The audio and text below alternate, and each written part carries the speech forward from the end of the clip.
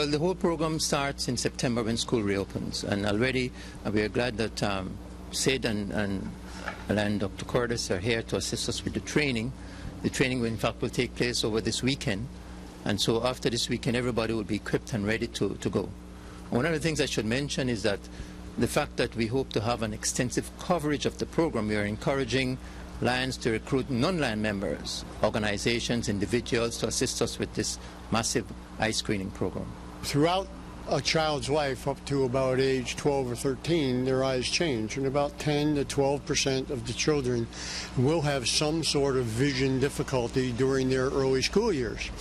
In particular, we're looking for things that would be risk factors for a condition called amblyopia or lazy eye, which is where one eye never learns to see as well as the other eye, and that eye can actually become legally blind.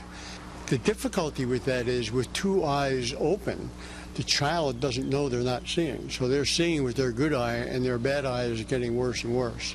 So by doing vision screening, especially at an early age, before age 6, we can identify those risk factors, get those children to an eye doctor for proper treatment. After the risk factors for amblyopia are less of a factor, we can then find those children who need help with glasses and other vision difficulties that might hold them back in school. You will be seeing kids who are coming in for screening and what have you. What are you prepared for in terms of dealing with these individuals coming in? Well, the Lions in Belize are doing a very good job of setting up the correct protocols for handling the children who are referred as we speak. In other words, those children who don't pass the vision screening and are identified as needing help.